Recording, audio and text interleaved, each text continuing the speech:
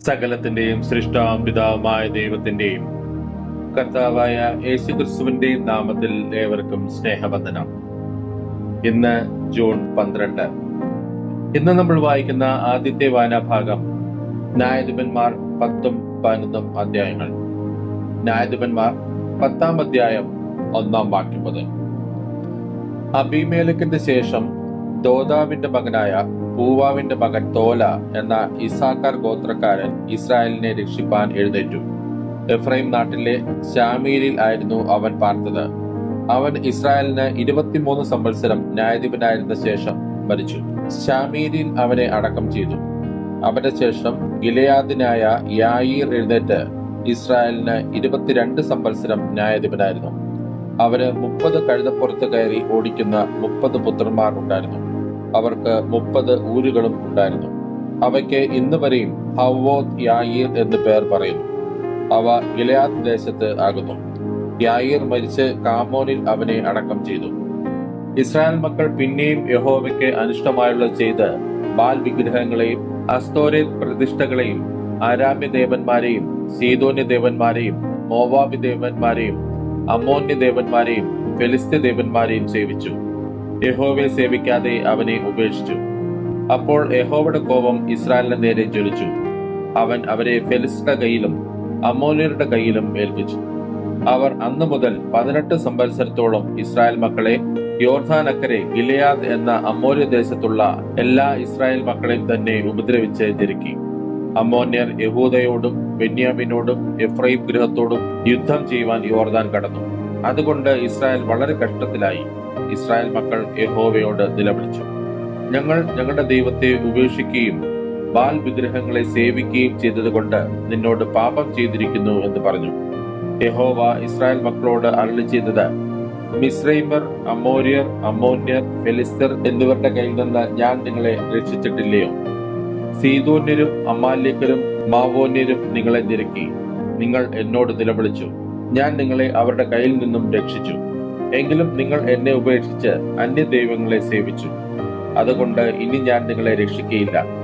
നിങ്ങൾ തിരഞ്ഞെടുത്തിട്ടുള്ള ദേവന്മാരോട് നിലവിളിപ്പിൻ. അവർ നിങ്ങളുടെ കഷ്ടകാലത്ത് നിങ്ങളെ രക്ഷിക്കട്ടെ. ഇസ്രായേൽ മക്കൾ യഹോവയോട്, ഞങ്ങൾ പാപം ചെയ്തിരിക്കുന്നു.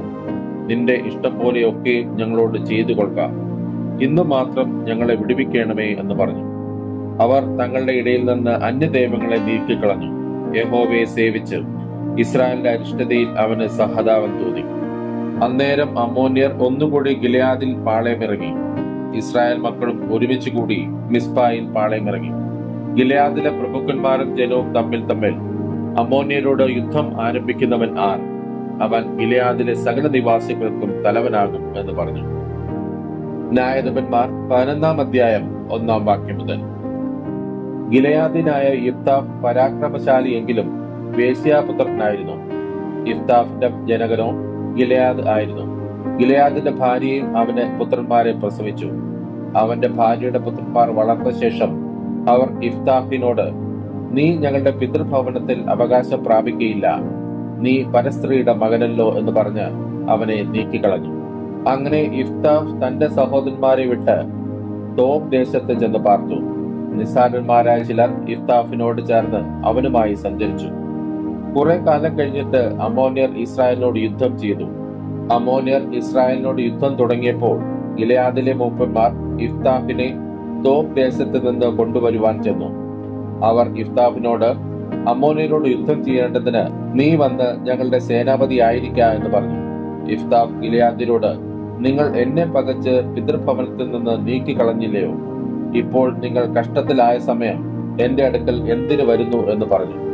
ഗിലെയാദിലെ മൂപ്പന്മാർ യിഫ്താഫിനോട്, നീ ഞങ്ങളോട് കൂടെ വന്ന് അമ്മോന്യരോട് യുദ്ധം ചെയ്യുകയും ഗിലെയാദിലെ സകല നിവാസികൾക്കും തലവനായിരിക്കുകയും ചെയ്യേണ്ടതിന് ഞങ്ങൾ ഇപ്പോൾ നിന്റെ അടുക്കൽ ഇങ്ങോട്ട് വന്നിരിക്കുന്നു എന്ന് പറഞ്ഞു. യിഫ്താഫ് ഗിലെയാദിലെ മൂപ്പന്മാരോട്, അമ്മോന്യരോട് യുദ്ധം ചെയ്യുവാൻ നിങ്ങൾ എന്നെ കൊണ്ടുപോയിട്ട് യഹോവ അവരെ എന്റെ കയ്യിൽ ഏൽപ്പിച്ചാൽ നിങ്ങൾ എന്നെ തലവനാക്കുമോ എന്ന് ചോദിച്ചു. ഗിലെയാദിലെ മൂപ്പന്മാർ യിഫ്താഫിനോട്, യഹോവ നമ്മുടെ മധ്യേ സാക്ഷി, നീ പറഞ്ഞതുപോലെ ഞങ്ങൾ ചെയ്യും എന്ന് പറഞ്ഞു. അങ്ങനെ യിഫ്താഫ് ഗിലെയാദിലെ മൂപ്പന്മാരോടുകൂടെ പോയി. ജനം അവനെ തലവനും സേനാധിപതിയുമാക്കി. ഇഫ്താഹ് മിസ്പയിൽ വെച്ച് യഹോവയുടെ സന്നിധിയിൽ വെച്ച് തന്റെ കാര്യമെല്ലാം പ്രസ്താവിച്ചു. അനന്തരം ഇഫ്താഹ് അമ്മോന്യരുടെ രാജാവിന്റെ അടുക്കൽ ദൂതന്മാരെ അയച്ചു. നീ എന്നോട് യുദ്ധം ചെയ്യുവാൻ എന്റെ ദേശത്ത് വരേണ്ടതിന് എന്നോട് നിനക്കെന്ത് കാര്യം എന്ന് പറയിച്ചു. അമ്മോന്യരുടെ രാജാവ് ഇഫ്താഹിന്റെ ദൂതന്മാരോട്, ഇസ്രായേൽ മിസ്രൈമിൽ നിന്ന് പുറപ്പെട്ടു വന്നപ്പോൾ അവർ അർന്നോൻ മുതൽ യാബോക്ക് വരെയും യോർദാൻ വരെയുമുള്ള എന്റെ ദേശം അടക്കിയത് കൊണ്ട് തന്നെ ഇപ്പോൾ ആ ദേശങ്ങളെ സമാധാനത്തോടെ മടക്കിത്തരിക എന്ന് പറഞ്ഞു. ഇഫ്താഹ് പിന്നെയും അമ്മോന്യരുടെ രാജാവിന്റെ അടുക്കൽ ദൂതന്മാരെ അയച്ച് അവനോട് പറയിച്ചതെന്നാൽ, ഇഫ്താഹ് ഇപ്രകാരം പറയുന്നു, ഇസ്രായേൽ മോവാബ് ദേശമോ അമ്മോന്യരുടെ ദേശമോ അടക്കിയിട്ടില്ല. ഇസ്രായേൽ മിസ്രൈമിൽ നിന്ന് പുറപ്പെട്ട് മരുഭൂമിയിൽ കൂടി ചെങ്കടൽ വരെ സഞ്ചരിച്ച് കാദേശിലെത്തി. ഇസ്രായേൽ ഏദോം രാജാവിന്റെ അടുക്കൽ ദൂതന്മാരെ അയച്ചു. ഞാൻ നിന്റെ ദേശത്തു കൂടി കടന്നു പോകുവാൻ അനുവാദം തരണമെന്ന് പറയിച്ചുവെങ്കിലും ഏദോം രാജാവ് കേട്ടില്ല. മോവാബ് രാജാവിന്റെ അടുക്കലും അവർ പറഞ്ഞയച്ചു, അവനും സമ്മതിച്ചില്ല. അങ്ങനെ ഇസ്രായേൽ കാദേശിൽ പാർത്തു. അവർ മരുഭൂമിയിൽ കൂടി സഞ്ചരിച്ച് ഏദോം ദേശവും മോവാബ് ദേശവും ചുറ്റിച്ചെന്ന് മോവാബ് ദേശത്തിന്റെ കിഴക്കെത്തി അർന്നോൻ അക്കരെ പാളയമിറങ്ങി. അർന്നോൻ മോവാബിന്റെ അതിരായിരുന്നു. മോവാബിന്റെ അതിർക്കകത്ത് അവർ കടന്നില്ല. പിന്നെ ഇസ്രായേൽ ഹെശ്ബോനിൽ വാണിരുന്ന അമ്മോന്യ രാജാവായ സീഹോന്റെ അടുക്കൽ ദൂതന്മാരെ അയച്ചു. നിന്റെ ദേശത്തു കൂടി എന്റെ സ്ഥലത്തേക്ക് കടന്നു പോകുവാൻ അനുവാദം തരണമെന്ന് പറയിച്ചു. എങ്കിലും സീഹോൻ ഇസ്രായേൽ തന്റെ ദേശത്തു കൂടെ കടന്നു പോകുവാൻ തക്കവണ്ണം അവരെ വിശ്വസിക്കാതെ തന്റെ ജനത്തെ ഒക്കെയും വിളിച്ചുകൂട്ടി യഹസയിൽ പാളയമിറങ്ങി ഇസ്രായേലിനോട് പടയേറ്റു. ഇസ്രായേലിന്റെ ദൈവമായ യഹോവ സീഹോനെയും അവന്റെ സകല ജനത്തെയും ഇസ്രായേലിന്റെ കയ്യിൽ ഏൽപ്പിച്ചു. അവർ അവരെ തോൽപ്പിച്ചു. ഇങ്ങനെ ഇസ്രായേൽ ആ ദേശനിവാസികളായ അമ്മോന്യരുടെ ദേശമൊക്കെയും കൈവശമാക്കി. അർന്നോൻ മുതൽ യാബോക്ക് വരെയും മരുഭൂമി മുതൽ യോർദാൻ വരെയുമുള്ള അമ്മോന്യരുടെ ദേശമൊക്കെയും അവർ പിടിച്ചടക്കി. ഇസ്രായേലിന്റെ ദൈവമായ യഹോവ തന്റെ ജനമായ ഇസ്രായേലിന്റെ മുമ്പിൽ നിന്ന് അമ്മോന്യരെ നീക്കിക്കളഞ്ഞിരിക്കെ നീ അവരുടെ അവകാശം അടക്കുവാൻ പോകുന്നുവോ? നിന്റെ ദേവനായ കെമോസ് നിനക്ക് അവകാശമായി തരുന്ന ദേശത്ത് നീ അടക്കി അനുഭവിക്കുകയില്ലയോ? അങ്ങനെ തന്നെ ഞങ്ങളുടെ ദൈവമായ യഹോവ ഞങ്ങളുടെ മുമ്പിൽ നിന്ന് നീക്കിക്കളയുന്നവരുടെ അവകാശം ഞങ്ങളും അടക്കി അനുഭവിക്കും. സിപ്പോരിന്റെ മകനായ ബാലാഖ് എന്ന മോവാബ് രാജാവിനേക്കാളും നീ യോഗ്യനോ? അവൻ ഇസ്രായേലിനോട് എപ്പോഴെങ്കിലും വാഗ്വാദം ചെയ്തിട്ടുണ്ടോ? എപ്പോഴെങ്കിലും അവരോട് യുദ്ധം ചെയ്തിട്ടുണ്ടോ? ഇസ്രായേൽ ഹെശ്ബോനിലും അതിന്റെ പട്ടണങ്ങളിലും അരോവേരയിലും അതിന്റെ പട്ടണങ്ങളിലും അർന്നോൻ തീരത്തുള്ള എല്ലാ പട്ടണങ്ങളിലും 300 സംവത്സരത്തോളം പാർത്തിരിക്കെ ആ കാലത്തിനിടയിൽ നിങ്ങൾ അവയെ ഒഴിപ്പിക്കാതിരുന്നത് എന്ത്? ആകയാൽ ഞാൻ നിന്നോട് അന്യായം ചെയ്തിട്ടില്ല. എന്നോട് യുദ്ധം ചെയ്യുന്നതിനാൽ നീ എന്നോടാകുന്നു അന്യായം ചെയ്യുന്നത്. ന്യായാധിപതിയായ യഹോവ ഇന്ന് ഇസ്രായേൽ മക്കളുടെയും അമ്മോന്യരുടെയും മധ്യേ ന്യായം വിധിക്കട്ടെ. എന്നാൽ ഇഫ്താഹ് പറഞ്ഞയച്ച വാക്ക് അമ്മോന്യരുടെ രാജാവ് കൂട്ടാക്കിയില്ല. അപ്പോൾ യഹോവയുടെ ആത്മാവ് ഇഫ്താഹിന്മേൽ വന്നു. അവൻ ഗിലെയാദിലും മനശ്ശെയിലും കൂടിക്കടന്ന് ഗിലെയാദിലെ മിസ്പയിലെത്തി. ഗിലെയാദിലെ മിസ്പയിൽ നിന്ന് അമ്മോന്യരുടെ നേരെ ചെന്നു. ഇഫ്താഹ് യഹോവയ്ക്ക് ഒരു നേർച്ച നേർന്ന് പറഞ്ഞത്, നീ അമ്മോന്യരെ എന്റെ കയ്യിൽ ഏൽപ്പിക്കുമെങ്കിൽ ഞാൻ അമ്മോന്യരെ ജയിച്ച് സമാധാനത്തോടെ മടങ്ങി വരുമ്പോൾ എന്റെ വീട്ടുവാതിക്കൽ നിന്ന് എന്നെ എതിരേറ്റ് വരുന്നത് യഹോവയ്ക്കുള്ളതാകും. അത് ഞാൻ ഹോമയാഗമായി അർപ്പിക്കും. അങ്ങനെ ഇഫ്താഹ് അമ്മോന്യരോട് യുദ്ധം ചെയ്യുവാൻ അവരുടെ നേരെ ചെന്നു. യഹോവ അവരെ അവന്റെ കയ്യിൽ ഏൽപ്പിച്ചു. അവൻ അവർക്ക് അരോവേർ മുതൽ മിന്നീത് വരെയും ആബേൽ കെരാമീം വരെയും ഒരു മഹാസംഹാരം വരുത്തി 20 പട്ടണം ജയിച്ചടക്കി.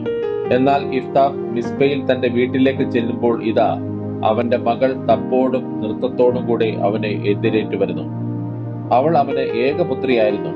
അവളല്ലാതെ അവന് മകനുമില്ല, മകളുമില്ല. അവളെ കണ്ട ഉടനെ അവൻ തന്റെ വസ്ത്രം കീറി, അയ്യോ എന്റെ മകളെ, നീ എന്റെ തല കുനിയിച്ചു, നീ എന്നെ വ്യസനിപ്പിക്കുന്നവരുടെ കൂട്ടത്തിൽ ആക്കിയല്ലോ. യഹോവയോട് ഞാൻ പറഞ്ഞുപോയി, എനിക്ക് പിന്മാറിക്കൂടാ എന്ന് പറഞ്ഞു. അവൾ അവനോട്, അപ്പാ, നീ യഹോവയോട് പറഞ്ഞു പോയിട്ടുണ്ടെങ്കിൽ യഹോവ നിനക്ക് വേണ്ടി നിന്റെ ശത്രുക്കളായ അമ്മോന്യരോട് പ്രതികാരം നടത്തിയിരിക്കാൽ നിന്റെ വായിൽ നിന്ന് പുറപ്പെട്ടതുപോലെ എന്നോട് ചെയ്യുക എന്ന് പറഞ്ഞു. എന്നാൽ ഒരു കാര്യം എനിക്ക് വേണ്ടിയിരുന്നു. ഞാൻ പർവ്വതങ്ങളിൽ ചെന്ന് എന്റെ സഖിമാരുമായി എന്റെ കന്യാത്വത്തെക്കുറിച്ച് വിലാപം കഴിക്കേണ്ടതിന് എനിക്ക് 2 മാസത്തെ അവധി തരേണം എന്ന് അവൾ തന്റെ അപ്പനോട് പറഞ്ഞു.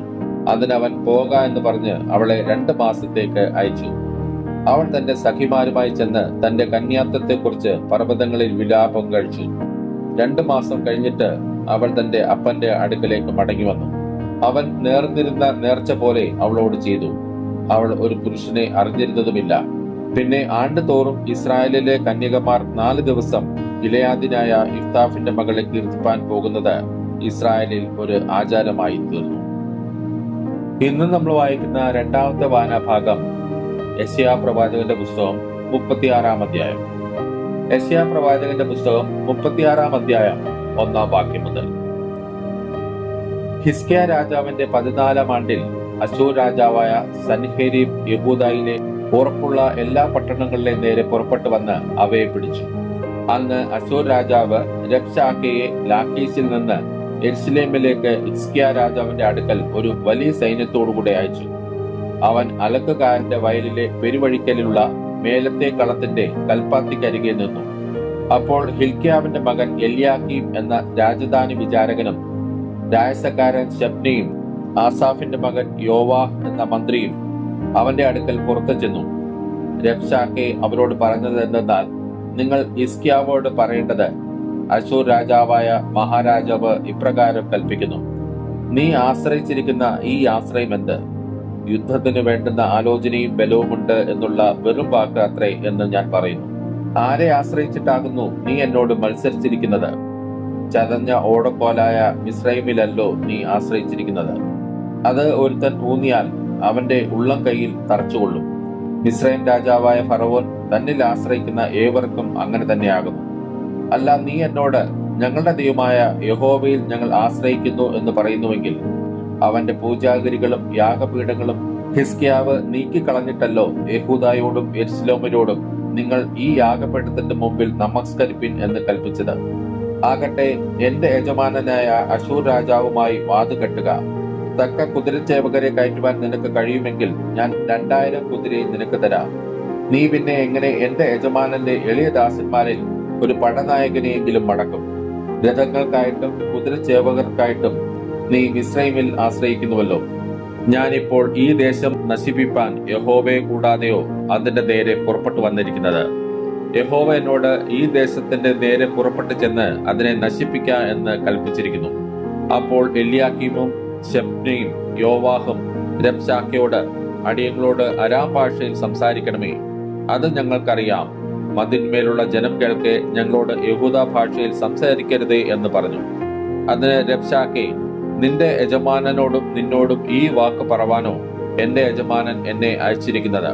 നിങ്ങളോടുകൂടി സ്വന്തം മലം തിന്നുകയും സ്വന്തം മൂത്രം കുടിക്കുകയും ചെയ്യുവാൻ മതിന്മേൽ ഇരിക്കുന്ന പുരുഷന്മാരുടെ അടുക്കൽ അല്ലയോ എന്ന് പറഞ്ഞു. അങ്ങനെ രബ്ശാക്കെ നിന്നുകൊണ്ട് യഹൂദ ഭാഷയിൽ ഉറക്കെ വിളിച്ചു പറഞ്ഞത് എന്തെന്നാൽ, മഹാരാജാവായ അശൂർ രാജാവിന്റെ വാക്ക് കേൾപ്പിൻ. രാജാവ് ഇപ്രകാരം കൽപ്പിക്കുന്നു: ഹിസ്കിയാവ് നിങ്ങളെ ചതിക്കരുത്. അവന് നിങ്ങളെ വിടുവിപ്പാൻ കഴിയുകയില്ല.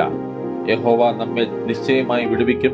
ഈ നഗരം അശൂർ രാജാവിന്റെ കയ്യിൽ ഏൽപ്പിക്കുകയില്ല എന്ന് പറഞ്ഞ് ഹിസ്കിയാവ് നിങ്ങളെ യഹോവയിൽ ആശ്രയിക്കുമാറാക്കുകയും അരുത്.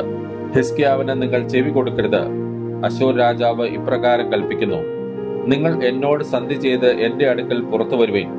നിങ്ങൾ ഓരോരുത്തൻ താന്താന്റെ മുന്തിരിവള്ളിയുടെയും അത്തിവൃക്ഷത്തിന്റെയും ഫലം തിന്നുകയും താന്താന്റെ കിണറ്റിലെ വെള്ളം കുടിക്കുകയും ചെയ്തുകൊള്ളുവിൻ. പിന്നെ ഞാൻ വന്ന് നിങ്ങളുടെ ദേശത്തിന് തുല്യമായി ധാന്യവും വീഞ്ഞും അപ്പവും മുന്തിരിത്തോട്ടങ്ങളും ഉള്ള ഒരു ദേശത്തേക്ക് നിങ്ങളെ കൂട്ടിക്കൊണ്ടുപോകും. യഹോവ നമ്മെ വിടുവിക്കുമെന്ന് പറഞ്ഞ് ഹിസ്കിയാവ് നിങ്ങളെ ചതിക്കരുത്. ജാതികളുടെ ദേവന്മാരിൽ ആരെങ്കിലും തന്റെ ദേശത്തെ അശൂർ രാജാവിന്റെ കയ്യിൽ നിന്ന് വിടുവിച്ചിട്ടുണ്ടോ? ഹാമാത്തിലെയും അർപ്പാദിലെയും ദേവന്മാർ എവിടെ? സെഫർവയീമിലെ ദേവന്മാരും എവിടെ? അവർ ശമരിയെ എന്റെ കയ്യിൽ നിന്ന് വിടുവിച്ചിട്ടുണ്ടോ?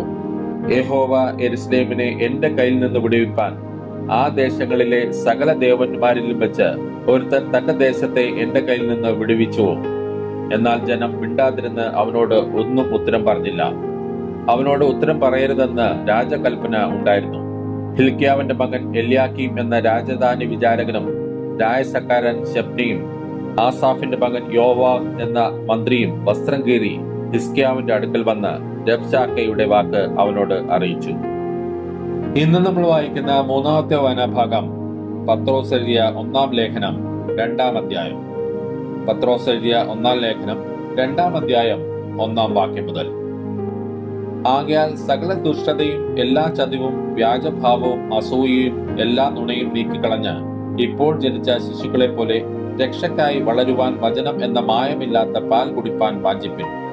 കർത്താവ് ദയാലു എന്ന് നിങ്ങൾ ആസ്വദിച്ചിട്ടുണ്ടല്ലോ.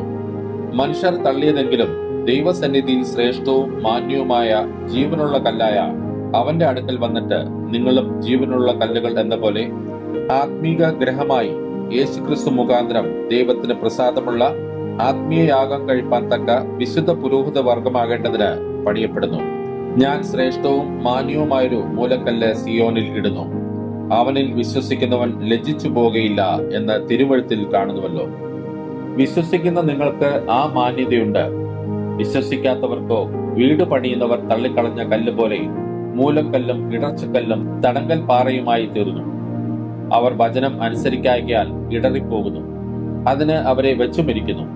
നിങ്ങളോ അന്ധകാരത്തിൽ നിന്ന് തന്റെ അത്ഭുത പ്രകാശത്തിലേക്ക് നിങ്ങളെ വിളിച്ചവന്റെ സൽഗുണങ്ങളെ ഘോഷിപ്പാൻ തക്കവണ്ണം തെരഞ്ഞെടുക്കപ്പെട്ട ഒരു ജാതിയും രാജകീയ പുരോഹിത വർഗവും വിശുദ്ധ വംശവും സ്വന്തം ജനവും ആകുന്നു. മുമ്പേ നിങ്ങൾ ജനമല്ലാത്തവർ, ഇപ്പോഴോ ദൈവത്തിന്റെ ജനം. കരുണ ലഭിക്കാത്തവർ, ഇപ്പോഴോ കരുണ ലഭിച്ചവർ തന്നെ.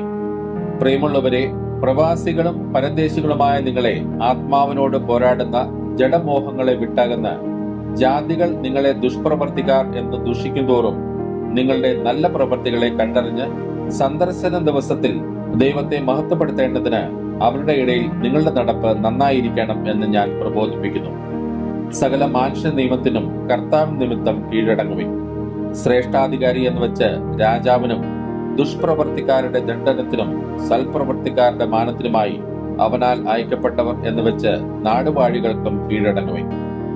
നിങ്ങൾ നന്മ ചെയ്തുകൊണ്ട് ബുദ്ധിയില്ലാത്ത മനുഷ്യരുടെ ഭോഷത്വം ഉണ്ടാതാക്കണം എന്നുള്ളത് ദൈവേഷ്ടമാകുന്നു. സ്വതന്ത്രരായും സ്വാതന്ത്ര്യം ദുഷ്ടതയ്ക്ക് മറയാക്കാതെ ദൈവത്തിന്റെ ദാസന്മാരായും നടപ്പിൻ. എല്ലാവരെയും ബഹുമാനിപ്പിൻ. സഹോദരവർഗത്തെ സ്നേഹിപ്പിൻ. ദൈവത്തെ ഭയപ്പെടുവിൻ. രാജാവിനെ ബഹുമാനിപ്പിൻ. വേലക്കാരെ, പൂർണ്ണ ഭയത്തോടെ യജമാനന്മാർക്ക്, നല്ലവർക്കും ശാന്തന്മാർക്കും മാത്രമല്ല മൂർഖന്മാർക്കും കൂടെ കീഴടങ്ങിയിരിപ്പിൻ.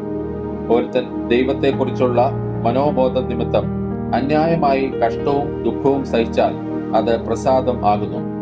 നിങ്ങൾ കുറ്റം ചെയ്തിട്ട് അടികൊള്ളുന്നത് സഹിച്ചാൽ എന്ത് യശസ്സുള്ളൂ? അല്ല, നന്മ ചെയ്തിട്ട് കഷ്ടം സഹിച്ചാൽ അത് ദൈവത്തിന് പ്രസാദം. അതിനായിട്ടല്ലോ നിങ്ങളെ വിളിച്ചിരിക്കുന്നത്. ക്രിസ്തുവും നിങ്ങൾക്ക് വേണ്ടി കഷ്ടം അനുഭവിച്ച് നിങ്ങൾ അവന്റെ കാൽച്ചുവട് പിന്തുടരുവാൻ ഒരു മാതൃക വെച്ചേച്ചു പോയിരിക്കുന്നു. അവൻ പാപം ചെയ്തിട്ടില്ല, അവന്റെ വായിൽ വഞ്ചന ഒന്നും ഉണ്ടായിരുന്നില്ല. തന്നെ ശകാരിച്ചിട്ട് പകരം ശകാരിക്കാതെയും കഷ്ടം അനുഭവിച്ചിട്ട് ഭീഷണം പറയാതെയും ന്യായമായി വിധിക്കുന്നുവെങ്കിൽ കാര്യം ഭരമേൽപ്പിക്കുകയത്രേ ചെയ്തത്. നാം പാപം സംബന്ധിച്ച് മരിച്ച് നീതിക്ക് ജീവിക്കേണ്ടതിന് അവൻ തന്റെ ശരീരത്തിൽ നമ്മുടെ പാപങ്ങളെ ചുമന്നുകൊണ്ട് ക്രൂശിന്മേൽ കയറി. അവന്റെ അടിപ്പിണരാൽ നിങ്ങൾക്ക് സൗഖ്യം വന്നിരിക്കുന്നു. നിങ്ങൾ തെറ്റി ഉടലുന്ന ആടുകളെ പോലെ ആയിരുന്നു. ഇപ്പോഴോ നിങ്ങളുടെ ആത്മാക്കളുടെ ഇടയിലും അധ്യക്ഷനുമായവെങ്കിലേക്ക് മടങ്ങി വന്നിരിക്കുന്നു. ഇന്ന് നമ്മൾ വായിച്ചു കേട്ട ഈ വേദഭാഗങ്ങളാൽ പിതാവായ ദൈവത്തിൽ നിന്നും കർത്താവായ ക്രിസ്തുയേശുവിൽ നിന്നും ഏവർക്കും കൃപയും കനിവും സമാധാനവും ഉണ്ടാകട്ടെ. ആമേൻ.